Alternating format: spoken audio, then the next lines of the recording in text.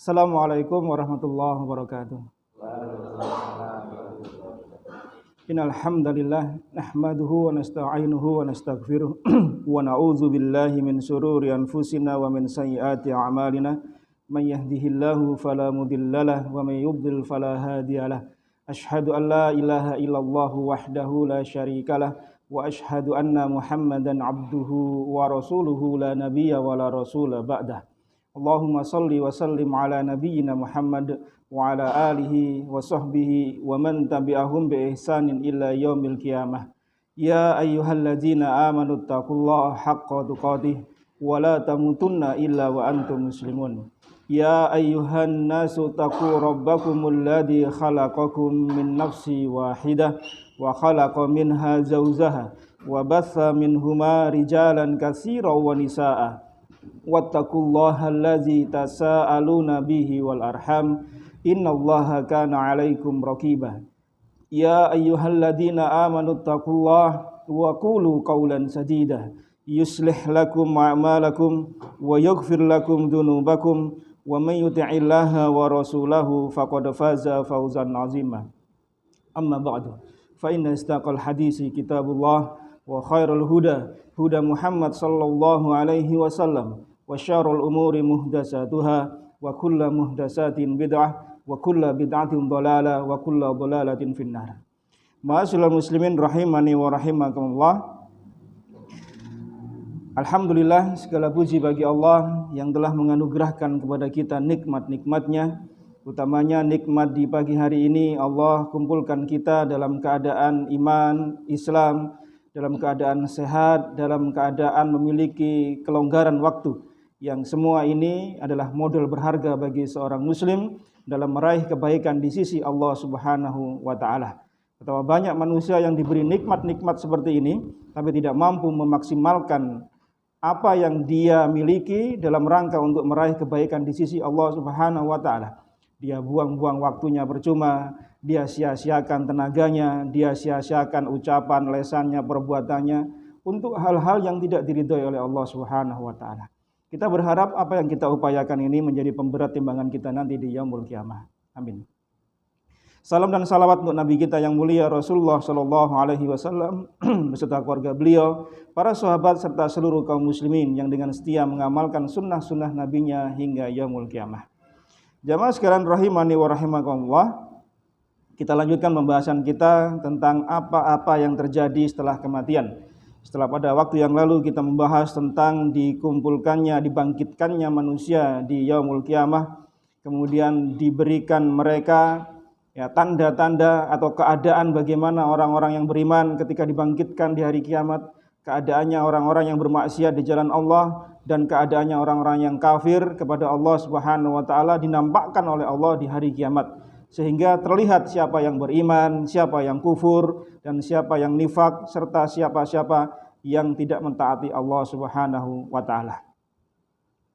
Jamaah sekalian yang dimuliakan oleh Allah Subhanahu wa taala, ketika kita membahas tentang hari kiamat dan apa-apa yang terjadi di dalamnya sampai kemudian kita dimasukkan ke surga atau nerakanya Allah Subhanahu wa taala, maka sesungguhnya di sana mengandung banyak hikmah.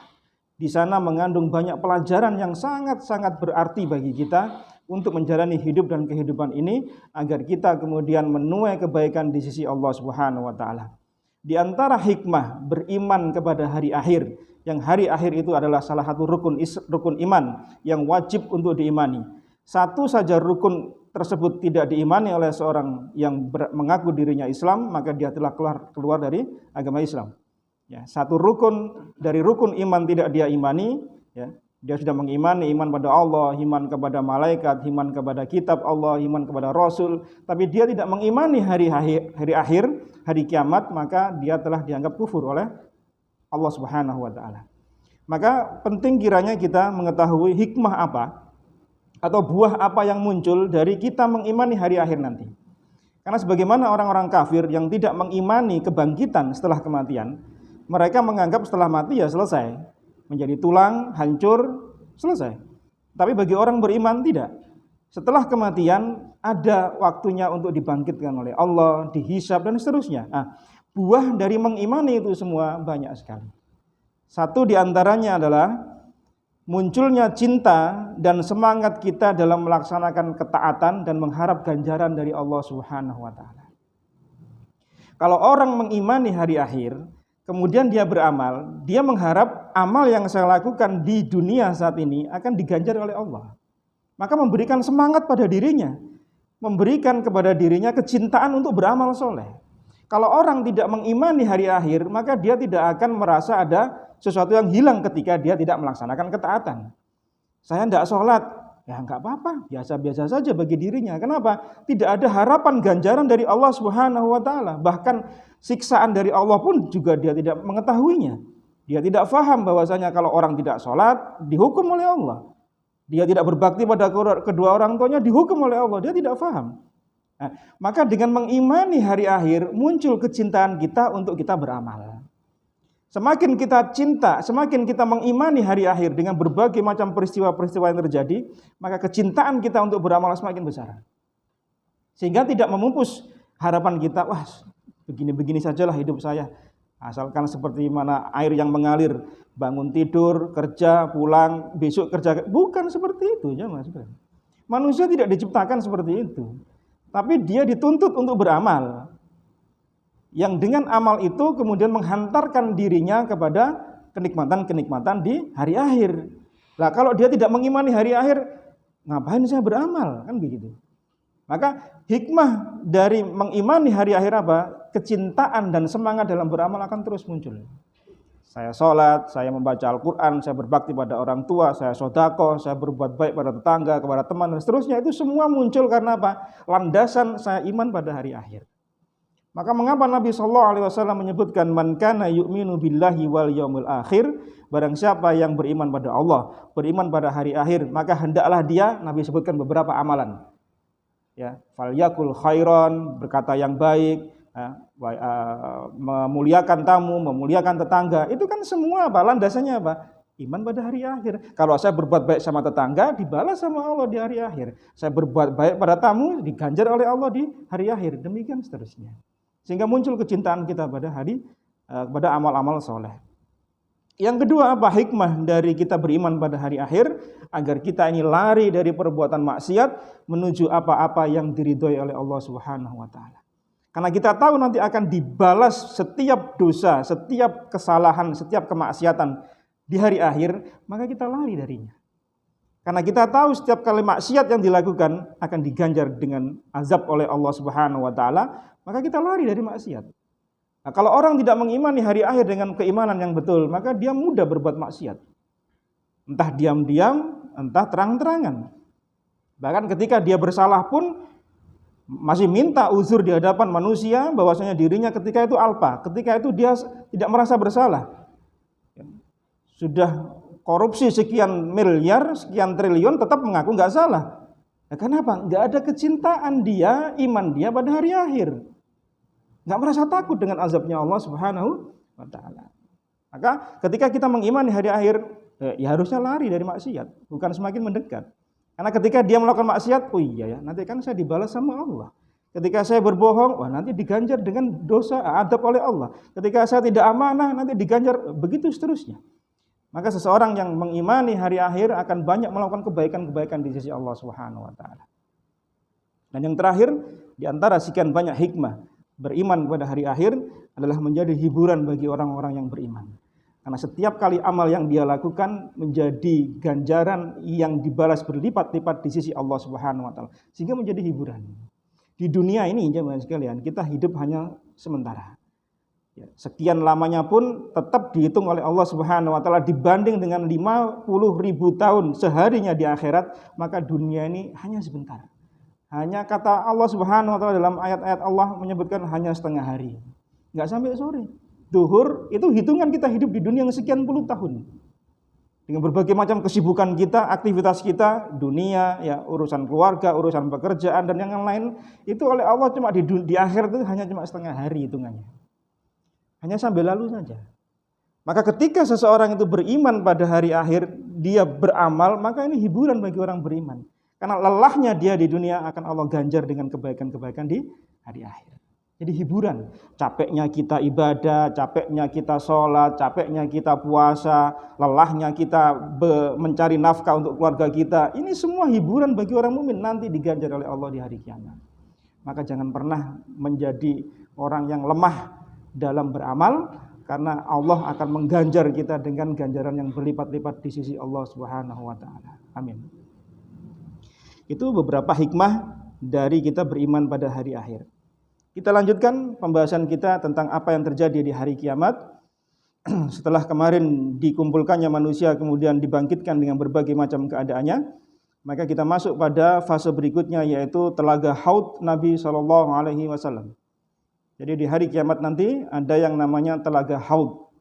Telaga Haud itu adalah telaganya Nabi SAW, yang muara dari telaga itu sungainya ada di Sungai Al-Kautsar di surganya Allah Subhanahu wa taala.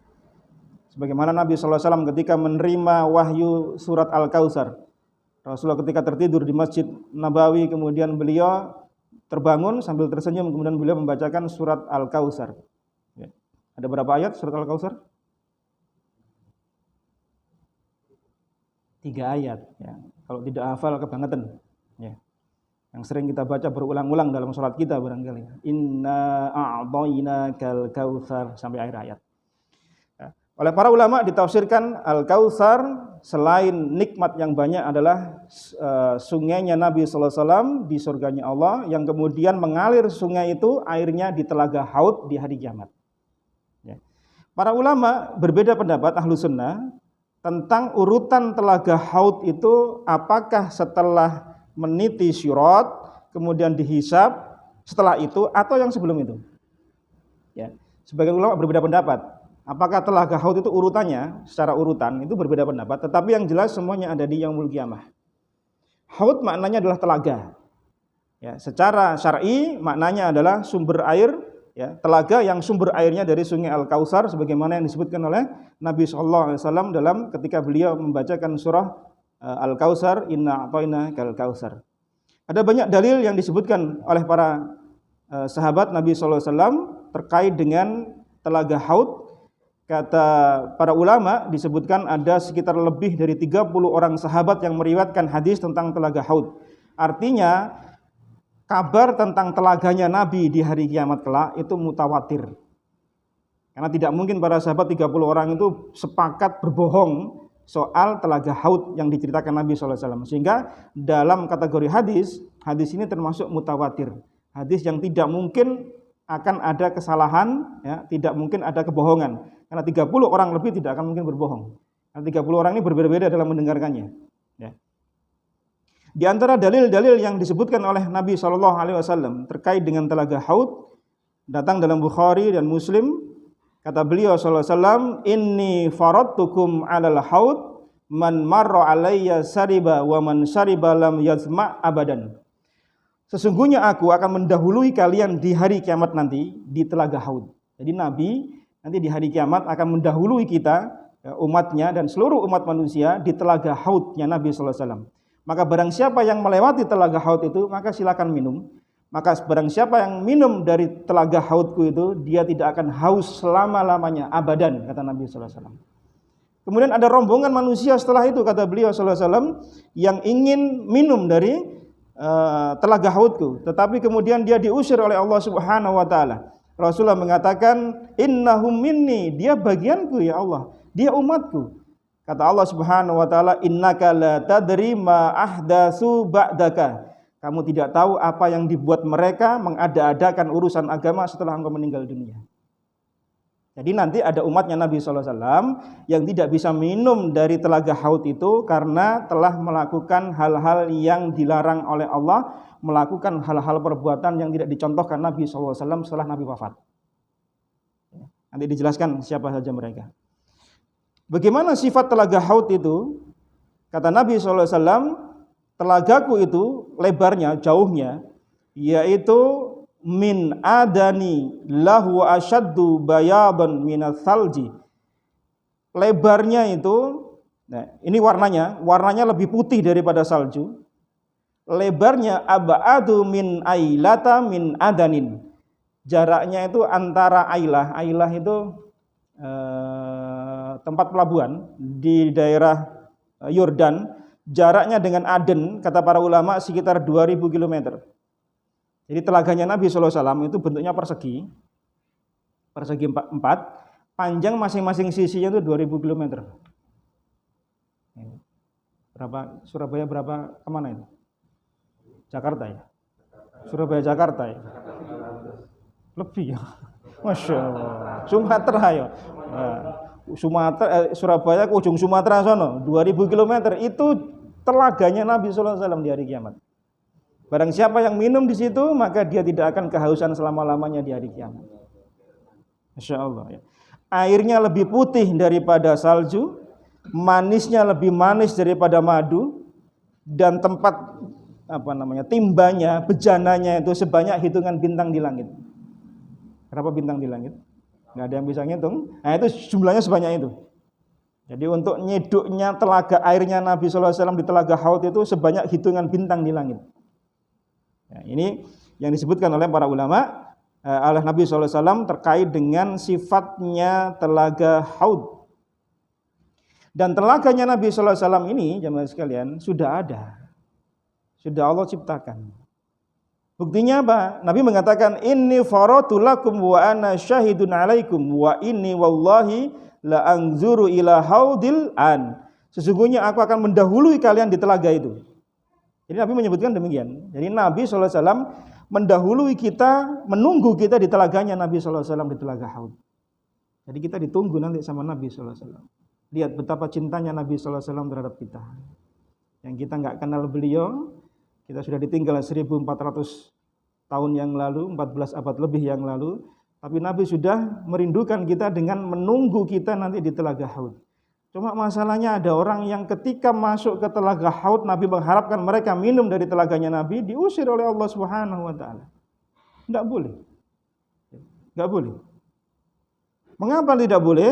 Ya, karena mereka sebagaimana hadis yang tadi disebutkan, mereka telah mengada-adakan perbuatan yang tidak dicontohkan oleh Nabi SAW. Sebagian ulama menyebutkan bahwasanya mereka adalah orang-orang yang murtad dari agamanya Allah Subhanahu wa taala. Jadi orang-orang yang dahulunya Islam kemudian murtad, maka di hari kiamat dia tidak akan bisa minum pada telaganya Nabi SAW. Atau umatnya Nabi SAW tetapi dia telah melakukan perbuatan-perbuatan yang baru dalam sisi syariat yang tidak dicontohkan Nabi SAW, maka mereka tidak bisa minum dari telaganya Nabi SAW. Itu kenikmatan ya Mas. Bisa minum dari telaganya Nabi SAW, telaga Haud itu nikmat. Karena barang siapa yang minum, kata Nabi, tidak akan haus abadan, selama-lamanya. Padahal kita tahu, hari kiamat, matahari didekatkan 1 mil di atas kepala kita. Dalam keadaan kita bertelanjang, tidak berpakaian, bertelanjang kaki, semua membutuhkan naungan dari Allah Subhanahu wa taala, tentu haus akan sangat dirasakan. 50.000 tahun jemaah. Kita berdiri di hari kiamat menunggu waktu perhitungan setelah masa ini, setelah fase ini nanti ada waktu persidangan. Dihisap satu dan itu nunggunya lama. Nah, kalau orang kemudian kehausan, siksaan tersendiri. Coba kalau kita lewat atau kita lihat orang ngantri ya, sekarang lagi ngetren ngantri apa sekarang? Ngantri vaksin. Tadi saya lewat di Bungkul tadi, ngantrinya Masya Allah. Di Bungkul ada sekarang, ada gerai vaksin itu. Yang ngantri Masya Allah. Walaupun tertib tapi ya berdiri lama kan. Ini di hari kiamat loh ya. Yang matahari 1 mil di atas kepala kita, tidak berpakaian, bertelanjang kaki. Tentu kita butuh naungan, perlindungan dari Allah Subhanahu wa taala. Enggak ada tenda aja Mas. Kita bukan ngantri vaksin soalnya di sana. Ngantri dihisap sama Allah Subhanahu wa taala. Itu satu orang sendiri-sendiri. Mulai dari sholatnya. Makanya amal yang pertama kali dihisap apa? Sholat. Kalau sholatnya bagus, maka amal yang lain ngikut takerannya sholat. Nah ini penting ini. Ya, jangan pernah menyepelekan soal sholat 5 waktu. Ya. Karena takaran sholat itu menjadi takaran tolok ukur ngitung amal yang lain. Orang merendahkan, meremehkan sholat 5 waktu, maka Allah akan menganggap amal yang lain pun juga seperti itu. Puasanya paling sama dengan sholatnya. Dia suka ngeremehkan sholat kok. Maka kalau ada orang yang kurang sholatnya wajibnya, maka Allah akan apa? Tambalkan dari sholat sunnahnya. Maka jangan juga tinggalkan sholat sunnah. Entah yang rawatibnya, entah yang duhanya, lebih-lebih yang qiyamul lailnya, tahajudnya. Jangan ditinggalkan ya Mas. Ya, jangan karena lelahnya kita bekerja kemudian kita tidak bisa mengatur waktu kita. Karena ingat waktu kita, tubuh kita ini masing-masing harus disampaikan haknya masing-masing. Tubuh kita perlu istirahat, ya ini hak tubuh kita. Tapi tubuh kita juga diperlukan oleh keluarga kita kan. Tubuh kita juga diperlukan oleh Allah Subhanahu wa taala untuk kita beramal. Maka masing-masing harus bisa mengatur waktunya supaya apa? Supaya semua hak-hak itu terpenuhi. Jangan kemudian jomplang. Ya, terlalu asik ibadah kemudian haknya istri terlantar, haknya umat terlantar, haknya tubuh kita nggak kita pikirkan, atau kita terlalu banyak leha-leha kemudian kita memanjakan tubuh, haknya istri terlantarkan pula, begitu seterusnya. Maka hati-hati untuk urusan sholat ini jangan pernah diremehkan. Ya, sesibuk apapun kita, ya, urusan sholat ketika masa genting yaitu masa perang saja Nabi sholat kok. Apalagi sholat jamaah. Ya, Nabi mengajarkan bagaimana bergantian shaf 1, shaf 2 ketika terjadi perang. Ini genting loh jamaah sekalian. Orang bisa beralasan, wah ini kan sibuk, waktunya perang, ngapain sholat masih juga bisa sendiri-sendiri? Enggak, masih juga dijaga. Apalagi di musim yang tidak genting, orang bisa aman, bisa pergi ke sono kemari, bisa bekerja, bisa beraktivitas. Ya tentu sholat harus lebih diperhatikan lagi. Ya. Jadi saya menasihatkan untuk diri saya pribadi dan kita semua agar tetap menjaga sholat kita apapun keadaannya. Ya, karena orang kalau sudah nggak bisa sholat, ya berarti dia disolati. Ya. Ya pilihannya kan gitu. Masa nggak bisa sholat? Bisa dengan duduk.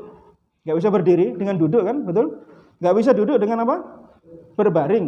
Berbaring nggak bisa dengan gerakannya dengan apa? Isyarat kedipan mata. Mata juga nggak bisa dengan isyarat hati. Hatinya juga nggak bisa berisyarat pula, berarti disolati aja orangnya. Berarti sudah mati. Hatinya sudah nggak bisa berisyarat lagi. Ya. Jadi jangan pernah meremehkan soal masalah sholat, karena nanti akan dihisab oleh Allah Subhanahu wa taala. Sebagai kesimpulan dari sifat telaganya Nabi sallallahu alaihi wasallam disampaikan oleh Imam Ibnu Abil Is Al-Hanafi rahimahullah. Beliau mengatakan sifat-sifat telaganya Nabi sallallahu alaihi wasallam yang pertama, telaga beliau adalah sebuah telaga yang agung. Masing-masing nabi, kata para ulama, memiliki pula telaga, tapi tidak seutama telaganya Haud Nabi sallallahu alaihi wasallam. Yang pertama. Yang kedua, telaga Haud adalah tempat yang mulia. Karena disebutkan oleh Allah Subhanahu wa taala lewat lisan nabinya sallallahu alaihi wasallam, di akhirat, di hari kiamat ada telaga Haud khusus Nabi sallallahu alaihi wasallam. Ya. Kemudian yang ketiga, dialiri dengan air dari surganya Allah Subhanahu wa taala yaitu Sungai Al-Kautsar. Di Sungai Al-Kautsar itu mengalir air itu masuk ke telaga Haud. Maka tidak heran kemudian barang siapa yang minum dari telaga Haud itu dia tidak akan haus selama-lamanya. Ya, seger gitu ya. Warna airnya itu lebih putih daripada susu. Airnya dinginnya lebih dingin daripada salju atau es. Masya Allah. Seger gitu ya. Ya minum itu Masya Allah, seger. Ya. Lebih manis daripada madu. Gimana itu rasanya manis daripada madu? Sudah dingin, lebih manis, Masya Allah. Dan lebih wangi daripada minyak misik. Wah, minum yang wangi, ya itu. Bukan wangi teh melati itu ya. Ini wanginya minyak misik. Dan telaga ini luas, panjang, seperti kita bahas tadi, 2000 km panjangnya di setiap sisinya. Kata Imam Abu Is dalam Syarah Aqidah Thahawiyah, beliau menyebutkan 2000 km itu kalau naik kuda ditempuh dengan perjalanan 1 bulan. Naik kuda, itu kita ke Sumatera ya, kira-kira itu 1 bulan perjalanan baru nyampe sana. Artinya dari ujung telaga satu ke ujung yang lain 1 bulan perjalanan baru nyampe. Saking luasnya telaganya Nabi sallallahu alaihi wasallam. Ya. Yang ini semua adalah rahmat dari Allah Subhanahu wa taala bagi umatnya Rasulullah sallallahu alaihi wasallam. Maka berbahagialah menjadi umatnya Nabi sallallahu alaihi wasallam, tapi tidak cukup hanya berbangga, tapi juga mengamalkan apa yang datang dari Nabi sallallahu alaihi wasallam. Ya, tasdiquhu fima akhbar. Salah satu konsekuensi dari kita mengucapkan syahadat Muhammadur Rasulullah adalah wa tasdiqu ya fima akhbar. Membenarkan setiap apa saja yang datang dikabarkan Nabi sallallahu alaihi wasallam. Nabi mengabarkan al-haud, berarti kita benarkan. Nabi mengabarkan ada sirat yang titiannya itu nanti kita bahas di bagiannya ya, yang lebih tajam daripada pisau, yang kata orang seperti rambut dibelah 7 ya, masing-masing ada pengait di kanan kirinya yang sangat tajam. Itu kita harus imani. Dibangkitkan kita dalam keadaan bertelanjang, kita harus imani semua. Nah, maka pengimanan kita pada hari-hari akhir tersebut dengan berbagai macam keadaannya akan membuahkan hasil yang sebagaimana kita bahas di awal tadi. Ya.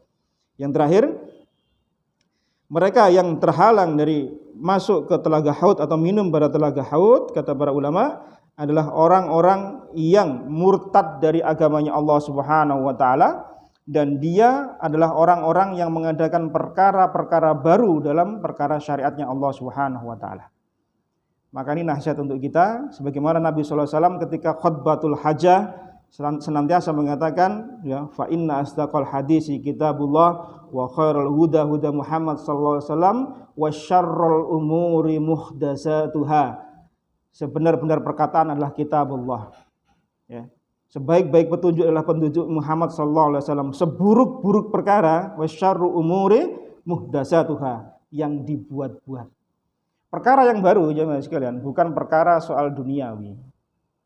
Tapi yang dimaksud dengan hadis-hadis Nabi sallallahu alaihi wasallam, perkara-perkara yang baru yang dilarang oleh Allah adalah perkara yang terkait dengan syariat Allah Subhanahu wa taala. Jadi jangan salah kaprah. Wah, kita pakai HP perkara baru ini. Zaman Nabi tidak ada HP. Ya, enggak ada laptop, enggak ada ini itu, bukan. Itu perkara duniawi. Bukan itu yang dibahas oleh Nabi sallallahu alaihi wasallam. Tapi perkara syariat Allah Subhanahu wa taala. Contoh real, contoh mudah. Salat subuh 2 rakaat, kayaknya kurang ini. Sekalian olahraga, salat subuh 4 rakaat.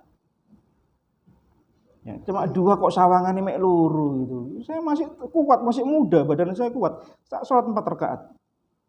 Enggak diterima kan? Kenapa? Perkara baru dalam urusan syariat Allah Subhanahu wa taala.